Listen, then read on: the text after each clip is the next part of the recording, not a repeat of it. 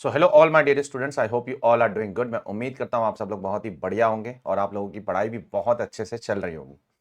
तो आज मैं आप लोगों के लिए एक बहुत इंपॉर्टेंट सेशन लेकर आया हूँ, जिसके बारे में मैंने कुछ दिन पहले आपको बोला भी था कि एक बहुत ही इंपॉर्टेंट सेशन मैं आप लोगों के लिए लाने वाला हूँ। वो ये है कि आप अपने अगले 4.5 महीने जो बचे हुए एग्जाम के लिए उसको आप कैसे प्लान करोगे। ठीक है, अज्यूमिंग दैट कि आपका एग्जाम 1 मई 2024 से शुरू होने वाला है। तो अगर आपका एग्जाम 1 मई 2024 से शुरू होता है तो आपको अगले 4.5 महीने किस तरीके से पढ़ाई करनी चाहिए। आपको पहली बार जब सब्जेक्ट को पढ़ रहे हो तो कितना समय देना चाहिए, कौन से सब्जेक्ट को कितना समय लगता है और देना चाहिए। पहले बार पूरी तरीके से एक बार पूरा सिलेबस आपका कैसे पढ़ के हो जाना चाहिए, कब तक हो जाना चाहिए। उसके बाद आपको दूसरे बार उसका रिवीजन कैसे शुरू करना चाहिए, उसके बाद उसका तीसरे बार रिवीजन कैसे शुरू करना चाहिए। सेल्फ पेस्ड पेपर के लिए क्या करोगे, इंटीग्रेटेड बिजनेस सॉल्यूशन पेपर के लिए क्या करोगे। इन सब सवालों के जो एक गुत्थी है हमारे जीवन में, उसको सॉल्व करने के लिए हमने ये सेशन लाया। ठीक है, मैं I will try to keep it, मैं इसे शॉर्ट एंड स्वीट रखना चाहूंगा, बहुत ज्यादा लंबा खींचना नहीं चाहूंगा। मैं आप लोगों के साथ ये फाइल भी शेयर कर दूंगा टेलीग्राम के ऊपर। आप नीचे से टेलीग्राम का चैनल का लिंक ज्वाइन कर लेना, टेलीग्राम चैनल, वहां पर आपको उसका लिंक भी मिल जाएगा, जहां पर ये फाइल मैं आप लोगों के साथ शेयर कर दूंगा। बिलीव मी, मैं हमेशा ये मानता हूं कि आप कितनी भी पढ़ाई कर लो, कुछ भी कर लो, कितनी भी मेहनत कर लो, अगर आपके पास प्रॉपर प्लानिंग नहीं होगी, प्रॉपर गाइडेंस नहीं होगा, तो आप सीए में क्या कहीं पर भी कुछ भी नहीं कर पाओगे। ठीक है, स्पेशली सीए में तो बहुत ज्यादा जरूरी। ठीक है, सिलेबस इतना ज्यादा वास्ट है और आपके पास समय इतना कम होता है, उतने कम समय में आपको बहुत सारी चीजें पढ़नी है। आपको पता होना चाहिए कौन से सब्जेक्ट को कितना समय लगना चाहिए। उससे ज्यादा समय दोगे तो आप अननेसेसरली अपना दूसरे सब्जेक्ट के ऊपर कॉम्प्रोमाइज करोगे। ये सारी चीजें आपको पता होनी चाहिए। और हमारे सिलेबस के अंदर एक बहुत बड़ा, हमारे कोर्स के अंदर एक बहुत बड़ा दुख भी है जीवन का कि हम इंडिविजुअल सब्जेक्ट में पास होकर भी फेल हो जाते हैं। तो हमको एग्रीगेट भी करना जरूरी है। ठीक है, वो भी इंपॉर्टेंट है, इसलिए हमको हर एक सब्जेक्ट पे इक्वल इंपॉर्टेंस देना जरूरी है। हम एक आध सब्जेक्ट पे ज्यादा इंपॉर्टेंस देंगे, एक पे कम देंगे, तो उससे काम नहीं चल पाता। ठीक है, सो देयरफॉर ये सेशन बहुत ज्यादा इंपॉर्टेंट है कि how to plan for May 2024 exam CA final. आप कैसे प्लान करोगे। ठीक है, सबसे पहला सवाल स्टूडेंट के दिमाग में आएगा, क्या 4.5 महीने का जो पीरियड है, क्या ये सफिशिएंट इनफ है एग्जाम को अप्रोच करने के लिए? क्या ये सफिशिएंट इनफ है पूरा सिलेबस अच्छे से पढ़ के रिवाइज करके जाने के लिए? क्या ये सफिशिएंट इनफ है अपने आप में कॉन्फिडेंस लेने के लिए? मैं ये कहना चाहता हूं, ये एब्सोल्युटली इनफ है, एब्सोल्युटली इनफ है। अगर आपका अप्रोच सही है, एटीट्यूड सही है, तो ये सिर्फ पास होने के लिए इनफ नहीं है, ये रैंक लाने के लिए भी इनफ है।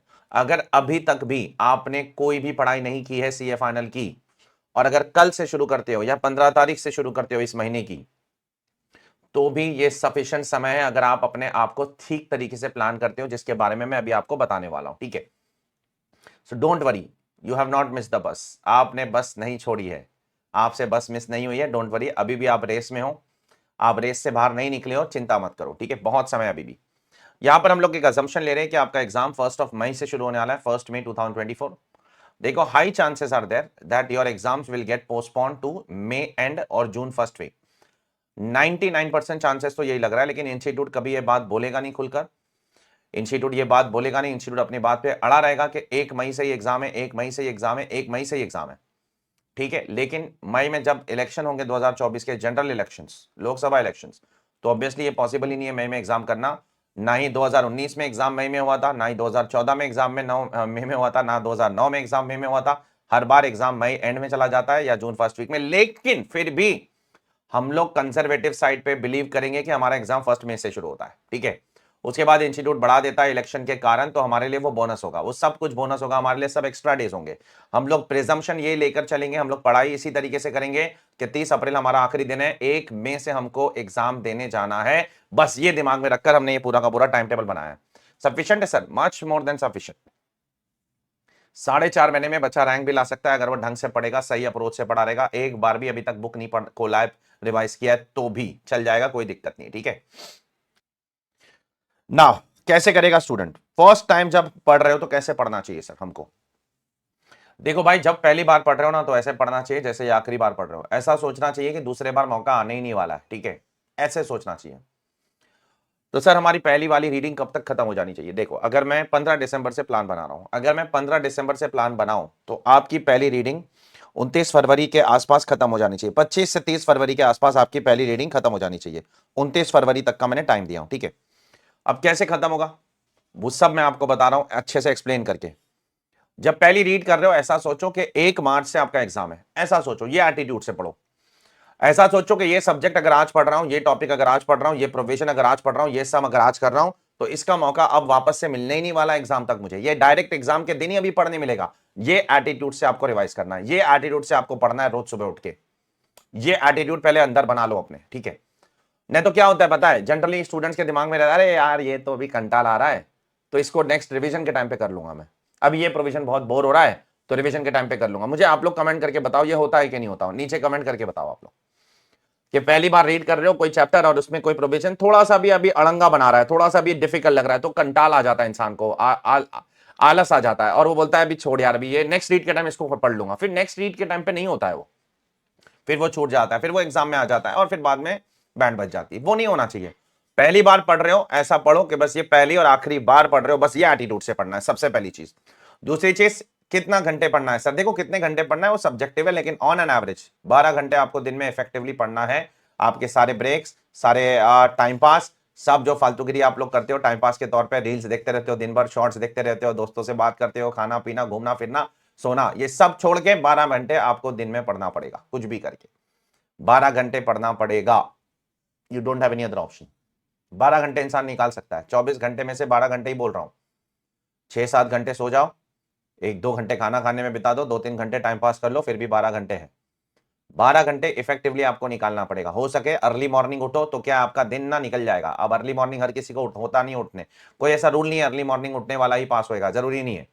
लेट नाइट पढ़ो, जैसे भी, वो कब उठना है कब नहीं उठना है वो आपके ऊपर है, प्रेफरेंस है। बट प्रेफरेंस ज्यादा दोगे ऊपर, सुबह उठने के लिए प्रेफरेंस दोगे तो अच्छा है। क्या होता है, सुबह 5-6 बजे से पढ़ना चालू कर दोगे, 12-1 बजे तक आपका ना लगभग ना दिन का 70% काम हो जाता है। तो एक कॉन्फिडेंस आप बूस्ट हो जाता है अंदर से, यार आज का काम हो गया, आज का 70% काम मैंने कर लिया। लेकिन ये सब सब्जेक्टिव है, ये आपके ऊपर है। अगर आपको लगता है कि आप रात में पढ़ सकते हो पूरी रात, तो आप रात में पढ़ो, जैसे आपको ठीक लगता है वो पढ़ो।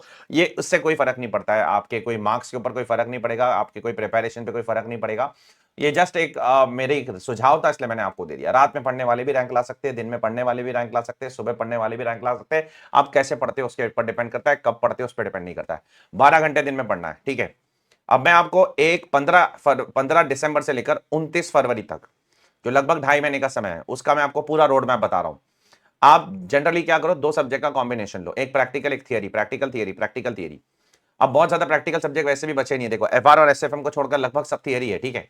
तो एक प्रैक्टिकल एक थियरी हो नहीं पाएगा, एफआर एसएफएम छोड़कर सब कुछ थियरी है। फिर भी हम लोग कोशिश करेंगे एक प्रैक्टिकल एक थियरी लेने का।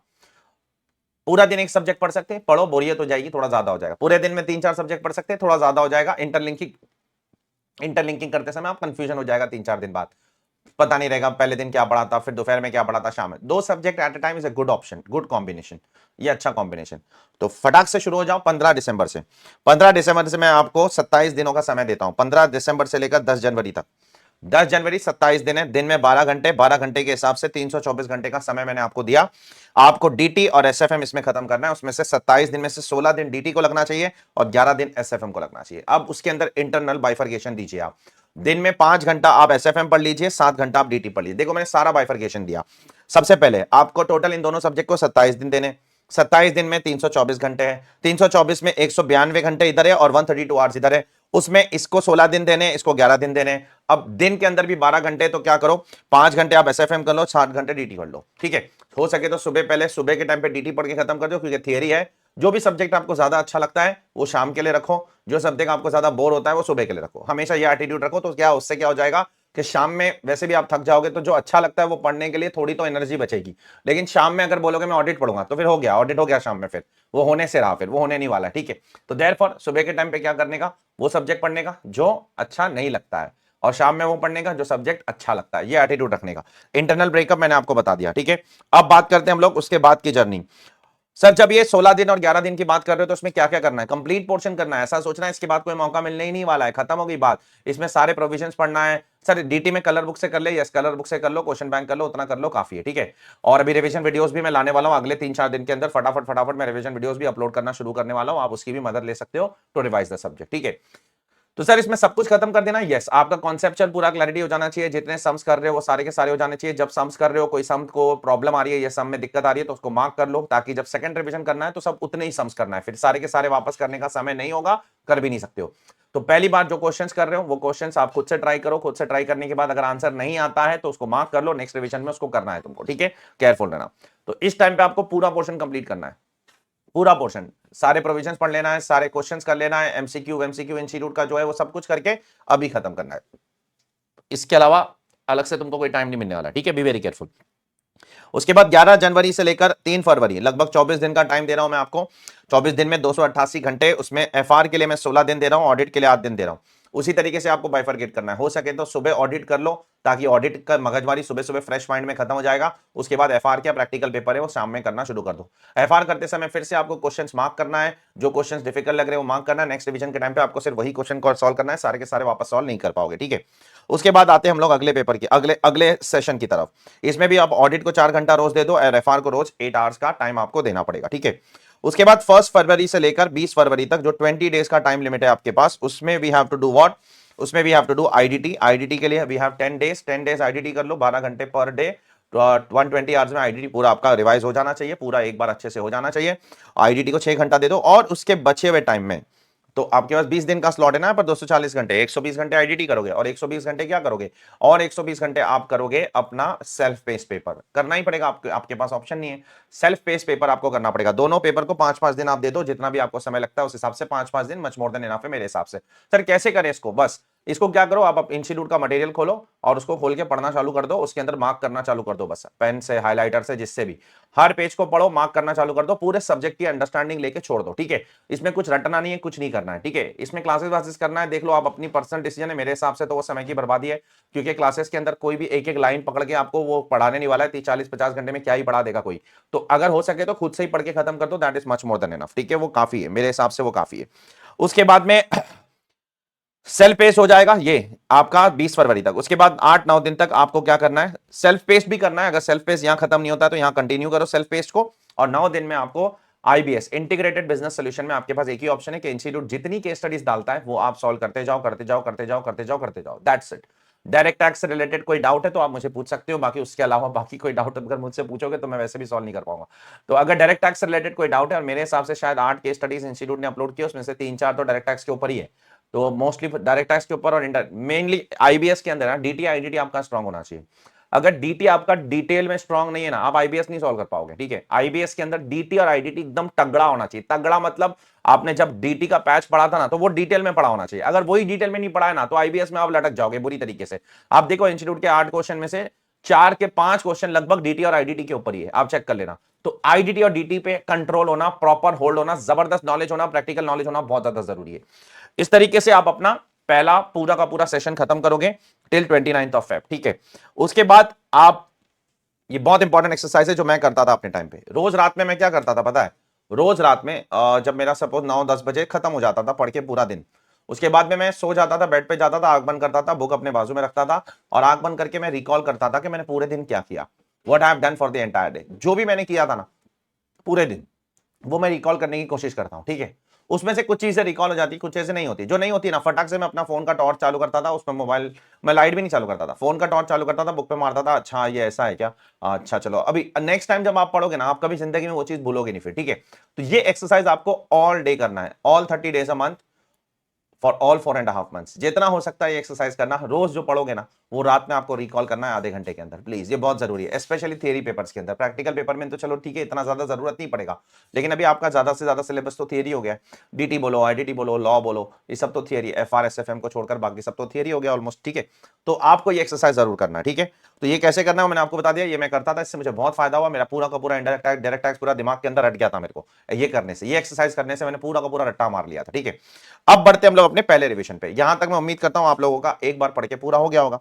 अब हम लोग अपना पहला रिवीजन करेंगे। पूरा मार्च का महीना हम लोग रिवीजन करने वाले, ठीक है, पूरा मार्च। अब मैं नंबर ऑफ आवर्स बढ़ा दूंगा, आपको 13 से 14 घंटे दिन में पढ़ना पड़ेगा, ठीक है। 12 घंटे पढ़ो, 1-2 घंटा रिवीजन करो, और बचे हुए टाइम पे आप 12 घंटे पढ़ो, 1 घंटा रिवीजन करो, ठीक है। आग बंद करने वाला रिवीजन, ठीक है। 12 घंटे पढ़ो, 1 घंटा आग बंद करने वाला रिवीजन, और उसके बचे हुए 1 घंटे में आप जो आरटीपीज एमसीक्यूज आ जाएंगे इंस्टीट्यूट के, वो सब करना शुरू कर देना, क्योंकि उसके लिए भी तो टाइम अलग से निकालना पड़ेगा ना आपको। आधा 1 घंटा तो निकालना, दिन में आधा घंटा भी निकालोगे तो काफी है, ठीक है। तो आप 11 घंटा पढ़ो, चलो 12 नहीं तो 11 घंटा पढ़ो। 1 घंटा आप रिवाइज कर लो, और 1 घंटा आप क्या करो, आरटीपीज जो आएंगे इंस्टीट्यूट के एमसीक्यूज आएंगे, वो सॉल्व करना शुरू कर देना, ठीक है। अब कैसे करना है सर, अब कितना टाइम लगेगा सर, अब आपको टाइम को सब्सटेंशियली घटाना पड़ेगा। अब अपना वही एटीट्यूड है ना, देखो जो आप क्लास के अंदर इतने घंटे पढ़ते हो एफआर, आप 200, 200, 300, 400 घंटे पढ़ते हो एफआर, वो आपको एग्जाम के दिन 2 दिन के अंदर रिवाइज करना है। चलो एफआर में तो फिर भी पहला पेपर है तो आपके पास बहुत टाइम होता है। एसएफएम आप 200 200 250 250 300 300 घंटे पढ़ते हो, आपको एग्जाम के दिन 1.5 डेज में रिवाइज करना है। तो आपको श्रिंक कैसे करोगे, आप श्रिंक कैसे करोगे टाइम लिमिट, वही तो सबसे इंपॉर्टेंट आर्ट है, कला है। वो कला आ गई तो आप सीए बन गए, और क्या, कौन सी बड़ी बात है फिर। तो देयरफॉर आपने देखो पहले रीड में डीटी कितना समय लगाया था, 16 दिन। अब आपके पास 16 दिन नहीं, अब आपको 7 दिन में डीटी को खत्म करना है, 7 दिन में निपटाना है। ये टैलेंट आना चाहिए आपको, ठीक है। अब ये कैसे आएगा, अगर आपने पहली बार ढंग से पढ़ा होगा तो दूसरी बार हो जाएगा 7 दिन में। 40-30% टाइम में हो जाता है। एवरी टाइम यू रिवाइज, पिछले टाइम से 20-30% कम होना ही है उसका, होना ही है। तो पहली बार अगर आपने ढंग से पढ़ा था, अच्छे से पढ़ा था, तो आपका दूसरे दिन में उसके 40% टाइम, मतलब 16 दिन का 7 दिन में खत्म हो जाएगा। डोंट वरी, आप अपने आप पे कॉन्फिडेंस रखिए। और आपको करना भी, ऑप्शन भी क्या है आपके पास दूसरा, ठीक है। आपको यही अप्रोच फॉलो करना है। ये अप्रोच से करोगे तो आप सही रास्ते पे जा रहे हो, नहीं तो दिक्कत होगी। हाँ, आप अपना भी टाइम टेबल बना सकते हो, मैं नहीं कह रहा हूं कि ये टाइम टेबल दुनिया का सबसे बेस्ट टाइम टेबल है। आपके पास इससे बेहतर टाइम टेबल है, आप मेरे साथ जरूर शेयर कीजिए, मैं भी स्टूडेंट्स के साथ शेयर करूंगा। नेक्स्ट, उसके बाद आप 4 से 5 दिन के अंदर, 8 9 10 11 4 दिन में आपको एसएफएम खत्म करना है, ठीक है। उसके बाद 3-4 दिन के अंदर आपको ऑडिट खत्म करना है, और आपको 6-7 दिन के अंदर आपको एफआर खत्म करना है, और उसके बाद में आपको 5-6 दिन के अंदर आपको क्या, आईडीटी खत्म करना है, और उसके बाद में आपको आईबीएस की केस स्टडीज रिवाइज करना है। अब देखो ये मार्च का जो महीना है ना, यहां पर आपको सेल्फ पेज रिवाइज करने का मौका नहीं मिलने वाला है। देखो भाई, जो करना है ना सेल्फ पेज जो करना है वो यहां कर लो और यहां कर लो बस। इसके अलावा भी आपको मार्च में मैं अलग से टाइम नहीं दे सकता हूं सेल्फ पेस्ट के लिए। उतना टाइम सेल्फ पेस्ट को अगर देते रहोगे, क्योंकि उसमें तो रीड ही करना है ना, वो तो जब भी टाइम मिलेगा बुक खोल के रीड करते रहो, और क्या, ठीक है। तो ये आपको करना है आपके फर्स्ट रिवीजन की तरफ। अब आपका आ चुका है फाइनल लैप, ठीक है। फाइनल लैप मतलब एग्जाम के 1 महीने पहले, अज्यूमिंग दैट एग्जाम 1 मई से हो रहा है, जो 99% नहीं होने वाला है, मैं मानता हूं ये बात, बट स्टिल हम लोग कंजर्वेटिव साइड पे रहेंगे, और हमको बाद में एक्स्ट्रा टाइम मिल जाएगा तो अच्छी बात है ना, हम लोग और रिवाइज कर लेंगे, ठीक है। वो एक्स्ट्रा टाइम का क्या करना है, उसके लिए बाद में हम लोग बनाएंगे कुछ ना कुछ, एक अपना रोड मैप बना लेंगे, बाद में हम लोग कुछ ना कुछ बना लेंगे स्ट्रेटेजी, क्या करना है उस एक्स्ट्रा टाइम का। फिलहाल तो 1 मई से शुरू हो रहा है, वो हिसाब से चलते हैं, ठीक है। अब इसमें आपको फटाफट फटाफट रिवाइज करना है, और इसमें आपको मॉक भी करना है। मॉक करना पड़ेगा। मॉक मतलब क्या, ओरल मॉक टेस्ट नहीं देना है तुमको, तुमको पेपर लिखना है बैठ के 3 घंटा, जितना आता है लिखो।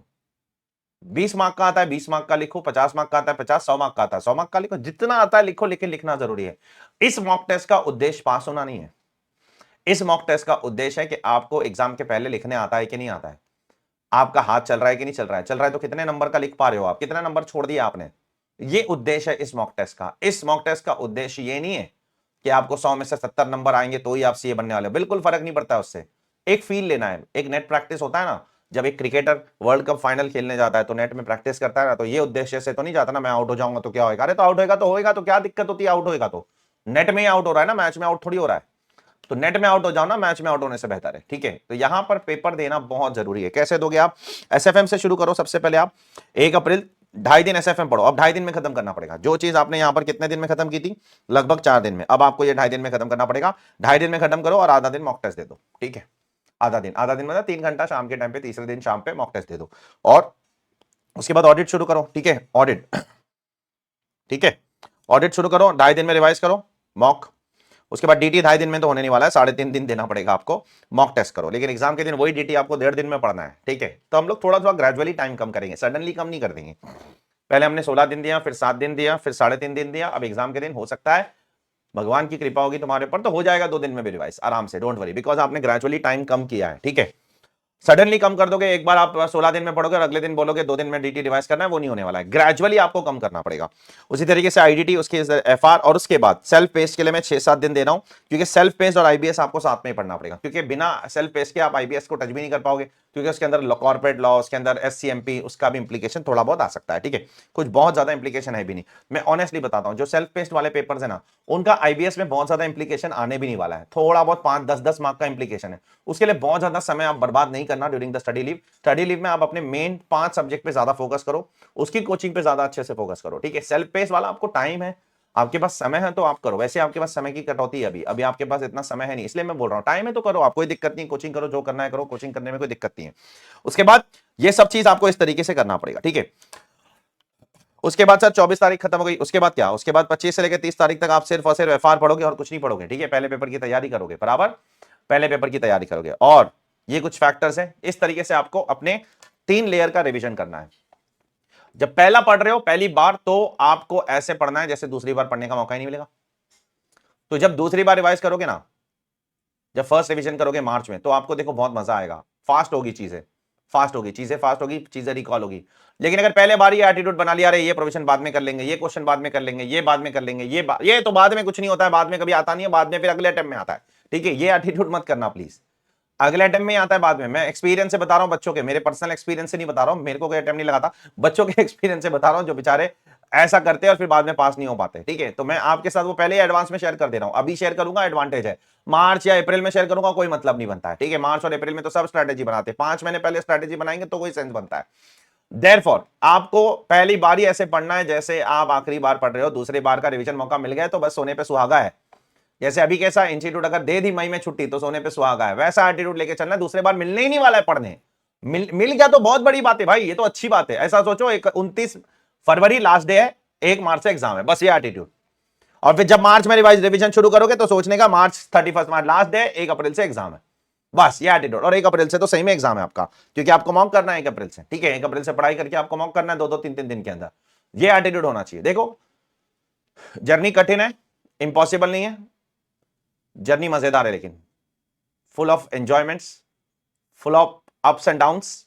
इसमें कुछ बुरे दिन भी आएंगे आपके, कुछ अच्छे दिन भी आएंगे। जिस दिन आपने 12 के बदले 14 घंटे पढ़ लिया, कुछ बुरे दिन होंगे जिस दिन आप 7 घंटे भी नहीं पढ़ पा रहे हो। It's okay, it happens. लेकिन वो बुरे दिन हर दिन नहीं आना चाहिए, हर दूसरे दिन वो बुरा दिन नहीं आना चाहिए। 15 दिन में एक बार बुरा दिन आ गया, इट्स ओके, होता है ऐसा, इंसान अल्टीमेटली। उस दिन आप आधा दिन पढ़ो, आधा दिन आराम करो, चिल करो, आराम करो, दोस्तों से मिलो, बात करो, घर वालों से मिलो, मूवी देखो, जो करना है करो, इट्स ओके। लाइफ का पार्ट एंड पार्सल है सब कुछ। कुछ चीजें और दिमाग में रखना, ठीक है, you have to work the hardest. आपने जीवन में आज तक जितनी मेहनत नहीं की थी उतनी मेहनत करना है आपको अगले 4, 4.5, 5 महीने के लिए। प्लीज ये चीज दिमाग में रखना, इतनी मेहनत जीवन में आपने कभी ना की थी, ना करोगे।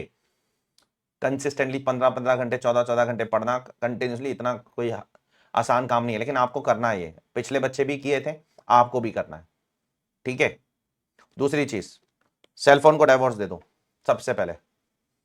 डाइवोर्स देने का मतलब ये नहीं है कि मैं उठा के फेंक दूं कहीं कचरे के डब्बे में, नहीं नहीं, आप बंद करके रखो जब पढ़ाई कर रहे हो प्लीज। उसका एडिक्शन बहुत बुरा है, उसी की वजह से 90% बच्चे फेल होते हैं आज की तारीख में। फोकस नहीं होता है, रील्स देखते रहते हैं, यूट्यूब शॉर्ट्स देखते रहते हैं, चीजों पे फोकस नहीं होता है। CA is about focus, it's about patience, it's about hard work, it's about determination, it's about commitment, it's about consistency. ये बड़े बड़े शब्द मैंने बोल दिया, लेकिन ये सारे शब्द आप एक्सपीरियंस करोगे, ये सारे शब्द आप डिक्शनरी से, ऑक्सफोर्ड डिक्शनरी से पढ़ के कभी इसका मतलब नहीं समझ पाओगे। ये जब आप सीए फाइनल का प्रिपरेशन करोगे ना, अभी हार्डकोर, आपको इन सब का हार्ड वर्क का मतलब क्या होता है अभी सीए फाइनल सिखाएगा। कंसिस्टेंसी का मतलब क्या होता है सीए फाइनल सिखाएगा। कंसिस्टेंटली पढ़ने से ही आप आगे बढ़ोगे। डिटर्मिनेशन का मतलब क्या होता है, 3 घंटे बैठना है मतलब बैठना है, दिन में 14 घंटे 12 घंटे बैठना है मतलब बैठना है, वो सीए फाइनल सिखाएगा। ये सारे वर्ड जो मैं बोल रहा हूं ना, पेशेंस क्या होता है, ये सीए फाइनल सिखाएगा आपको। चिढ़ हो जाएगी आपको किसी किसी दिन कुछ चीजों से आप, लेकिन पेशेंस रखो, धैर्य रखो, कामनेस रखो, ये सब आपको एक बेहतर इंसान बनाएगा। जरूर देख लेना आप लोग। मैरी, डाइवोर्स कर दो सेलफोन को, सेलफोन को तलाक दे दो और कंसिस्टेंसी से शादी कर लो। मैरी कंसिस्टेंसी, कंसिस्टेंसी का मतलब क्या है, 12 घंटे मतलब 12 घंटे। खाना नहीं खाऊंगा, पानी नहीं पीऊंगा, यहां से वहां नहीं देखूंगा, सोऊंगा नहीं, 12 घंटे पढ़ूंगा नहीं जब तक। इफेक्टिवली सिर्फ समय बताना, सिर्फ घड़ी को घूमने देना 12 घंटे नहीं होता है। वो जब घड़ी घूम रही है तो आप भी, आपका भी दिमाग घूमना चाहिए किताबों के साथ। नहीं तो पता चला सर ने बोला 12 घंटे बैठना है तो बैठ गए सोफे पे 12 घंटे, ऐसा थोड़ी होता है। 12 घंटे इफेक्टिवली, इसलिए मैंने पहले ही बोल दिया भाई, इफेक्टिव स्टडीज होनी चाहिए। इफेक्टिव नहीं होगा तो कोई मतलब नहीं बनता है। ठीक है, इफेक्टिव स्टडीज होना चाहिए। एक भी दिन उसमें गैप की कोई गुंजाइश नहीं होनी चाहिए। अगर होती है तो चलो ठीक है, कभी 15-20 दिन में एक आध बार हो जाती है गैप तो ठीक है, अदरवाइज गैप नहीं होना चाहिए। कोशिश कीजिए कि उसमें एक भी दिन का गैप नहीं हो, एक भी दिन का गैप नहीं हो, कोशिश कीजिए। और जब आप पढ़ने बैठ रहे हो तो कोई भी सेशन आपका 3 घंटे से पहले खत्म नहीं होना चाहिए। नहीं तो बच्चा 10 मिनट बैठता है, अरे यार थोड़ा चाय पी के आता हूं, ठीक है, फिर 15 मिनट बैठा, अरे यार थोड़ा सा न्यूज़पेपर पढ़ के आता हूं, ठीक है, अरे यार थोड़ा रील्स देख लेता हूं, ठीक है, अरे यार थोड़ा दोस्त से बात। अरे भाई ये सब करोगे तो कुछ नहीं होने वाला लाइफ में। प्लीज, मैं थोड़ा सा हार्श लगूंगा, थोड़ा रूड लगूंगा आज, इट्स ओके। अगर मेरी बातें आपको चुभ रही है तो चुभने दो, मैं चाहता हूं कि आपको चुभे, मेरी बातें चुभे आपको, मेरी बातें बुरी लगे आपको तो मुझे गलत प्रूव कर देना फिर आप लोग, और आप पास हो जाना। उससे ज्यादा खुशी का मौका मेरे लिए जीवन में कोई नहीं होगा कि आप मुझे गलत प्रूव करके आप पास हो जाओ, आप मुझे गाली देकर आप पास हो जाओ, बस मेरे लिए वो ज्यादा इंपॉर्टेंट है। चलेगा, आप मुझे बोलो उल्टा सीधा, सर ऐसे कैसे बोल रहे हो आप, हम लोग क्या टाइम पास करते हैं, करते हो आप लोग टाइम पास, हर कोई, मैं खुद करता हूं तो मैं आपको क्यों नहीं बोलूंगा, मैं खुद करता हूं, मैं इतना बड़ा हो गया हूं, मैच्योर मानता हूं मैं अपने आप को, मैं खुद टाइम पास करता हूं, बैठ के रील्स देखते रहता हूं, शॉर्ट्स देखते रहता हूं।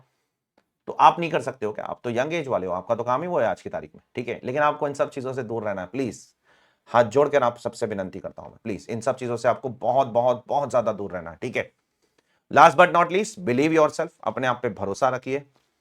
पास्ट में आपके साथ क्या हुआ है, सीए फाउंडेशन में आप पहले अटेम्प्ट में पास नहीं हुए, सीए इंटर में आप पहले अटेम्प्ट में पास नहीं हुए, या सीए फाइनल में आपको अटेम्प्ट लग चुके हैं, ये सब चीज कोई मायने नहीं रखती है अगले 4.5 महीने, कोई मायने नहीं रखती है। अगले 4.5 महीने मायने रखती है, तो अगले 4.5 महीना कैसे कैसे बिताओगे आप, आपने पिछले अपने 20 साल कैसे बिताए, वो कोई मायने नहीं रखती है। अगले 4.5 महीने कैन मेक योर करियर और can break your career. The ball is in your court, आपके हाथ में है सब कुछ। आपको करियर बनाना है या बिगाड़ना है, सब कुछ आपके हाथ में है। मैं तो सिर्फ आपको प्रेरणा दे सकता हूं, मेरी प्रेरणा शायद 1 दिन काम करेगी, 2 दिन काम करेगी, लेकिन आपको अपने आप को सेल्फ मोटिवेटेड रखना है 365 दिन। 365 दिन से ये बनने के बाद भी सेल्फ मोटिवेटेड रखना है, क्योंकि काम तो जीवन में करना ही है हमें, हमेशा। लेकिन अभी कम से कम आपको मई तक सेल्फ मोटिवेटेड रहना ही पड़ेगा। दिन बुरे आएंगे, अच्छे आएंगे, बुरे दिन को भी टैकल करना है, अच्छे दिन से बहुत ज्यादा ओवर एक्साइटेड नहीं होना है, अति उत्साहित नहीं होना है, ठीक है। So that's it from my side. मैं उम्मीद करता हूं आप लोगों को ये वीडियो काम आया होगा, आप लोगों को मैं थोड़ा बहुत प्लानिंग का एक दिशा बताया होगा मैंने आप लोगों को, और आप लोगों में एक प्रेरणा जगाया होगा कि अगले महीने कुछ महीने आपको बहुत मेहनत करनी है, पढ़ाई करनी। आप ज्यादा से ज्यादा दोस्तों के साथ इस वीडियो को शेयर कीजिए प्लीज, ठीक है। और बहुत ही जल्द अगले 2-3 दिनों के अंदर से ही मैं रिवीजन वीडियोस डालना शुरू कर दूंगा आप लोगों के मई 24 और नवंबर 2024 एग्जाम्स वालों के लिए, ठीक है। Till then take care all of you, ध्यान रखो सब लोग अपना, बाय।